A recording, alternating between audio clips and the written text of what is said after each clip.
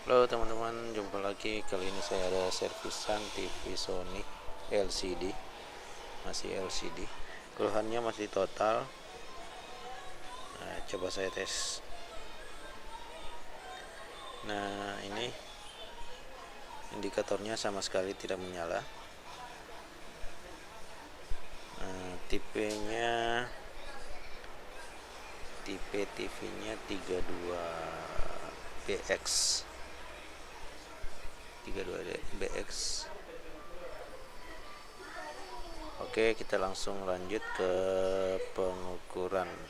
Di sini kita memastikan mainboard atau power supply yang rusak.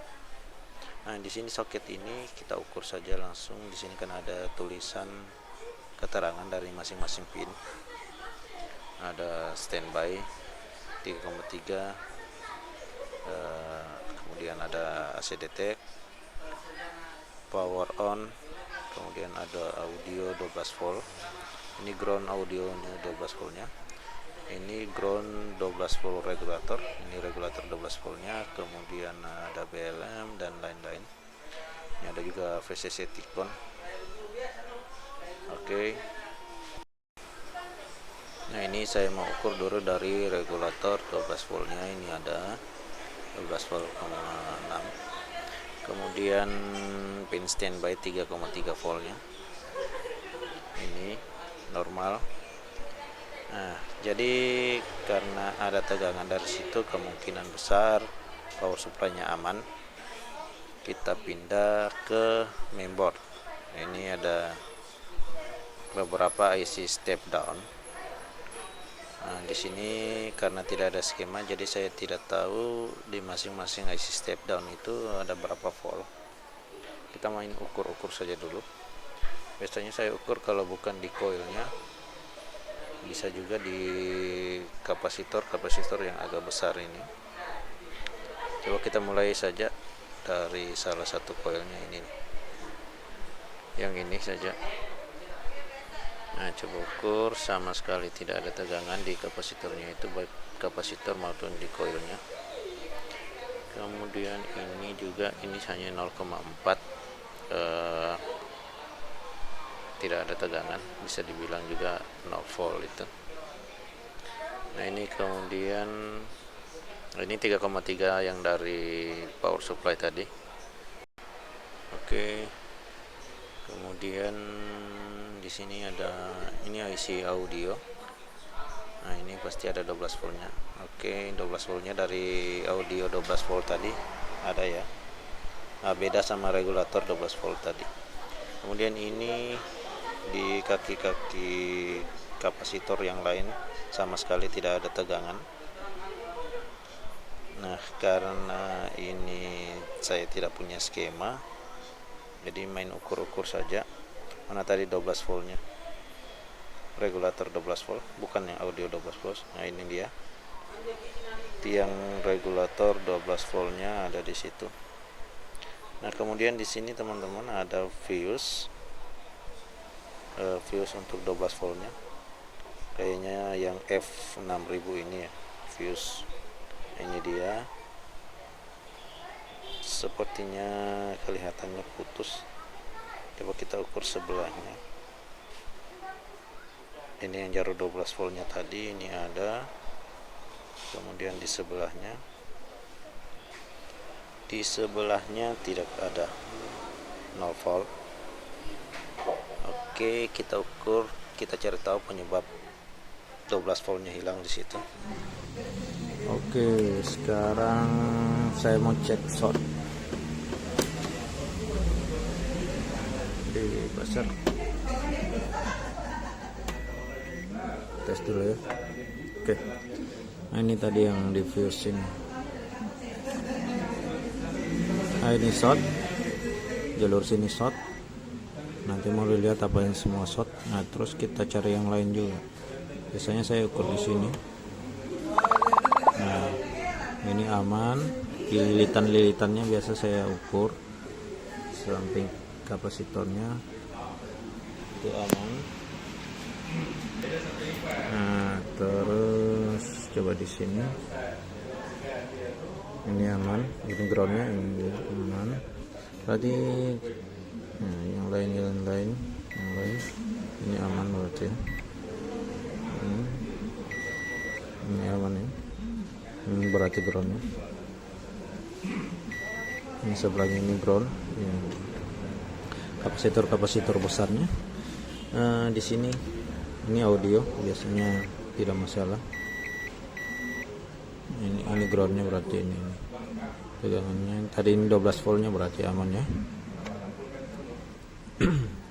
Kemudian ini fuse juga satu, tapi sini tadi aman. Kemudian ini tadi yang short ini. Oke, masalahnya sekarang ini banyak jalurnya, tidak ditahu mana yang short. Coba open flexible ketikon, coba tes lagi, short tidak, tetap short. Oke, sekarang saya mau cari shortnya. Oke, di sini saya mau cari tahu shortnya menggunakan adaptor. Sini saya sudah set menggunakan 12 volt karena memang jalur yang kita mau cek shortnya ini adalah memang dari 12 volt. Nah, kalau misalnya kita tidak tahu tegangan berapa di jalur itu, biasanya pakai yang lebih rendah dulu, yang ya biasanya saya mulai dari 1,5 volt, naik perlahan-lahan. Oke, di sini minusnya ke ground, boleh di body TV, di casing TV. Kemudian 12 voltnya ke plus, kita mau ke avometer. Jangan lupa selektornya dipindah dulu ke oke. Nah, sekarang kita mau tembak seperti ini di jalur yang short tadi. Itu short, jadi langsung drop tegangannya sambil ukur raba, maksud saya raba mana yang panas, jangan terlalu lama tembaknya.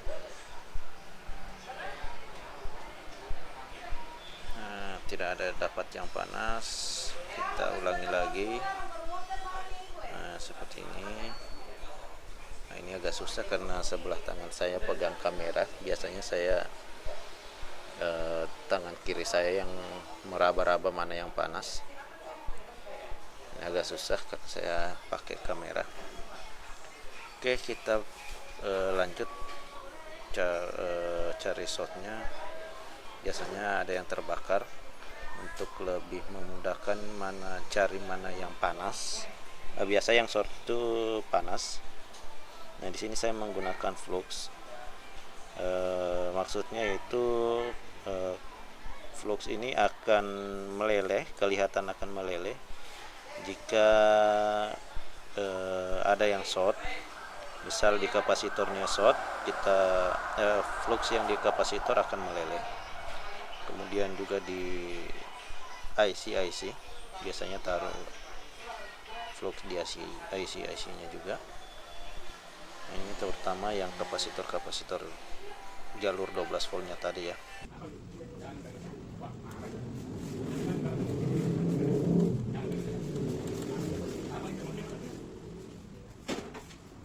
Oke. Tujuannya untuk melihat ketiknya adalah tidak ada yang meleleh.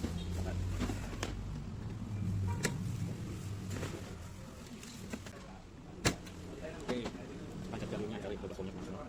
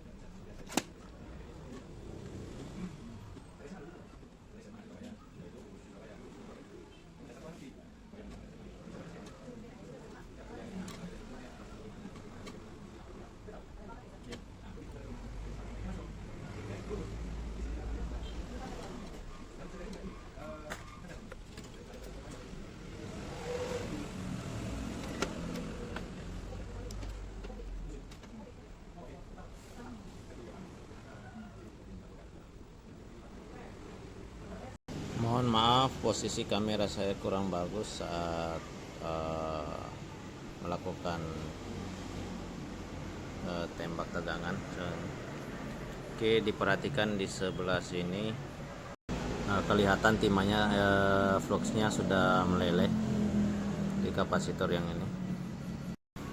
Nah, jadi kapasitor yang ini tadi yang short, yang fluxnya meleleh, menandakan kalau kapasitor ini yang short. Jadi kapasitor ini saya cabut saja, saya tidak ganti, coba cabut saja, dan akan lanjut tesnya.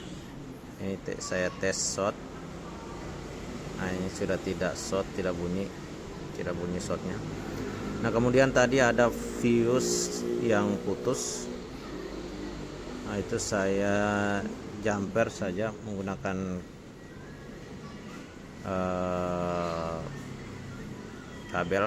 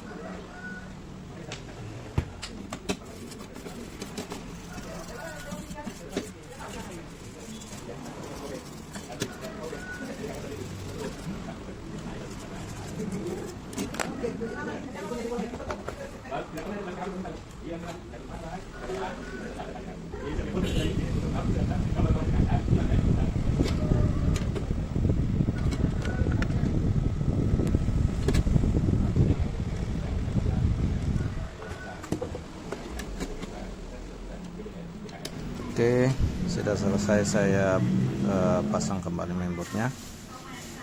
Tinggal ini mau mengukur tegangannya tadi yang 12 volt jalur sini. Oke, saya colok dulu. Nah, ini keluar tegangannya 12 volt jalur ini tadi. Saya mau ukur di coil sini berapa tegangannya. Nah, tegangannya di sini untuk coil ini 1,2 volt. Jadi ini tegangan 1,2 volt yang di jalur coil itu. Oke, ini backlightnya sudah menyala, kelihatan. Dan kita intip. Nah, ini tampilan HDMI, masuk HDMI. Sudah nyala TV-nya.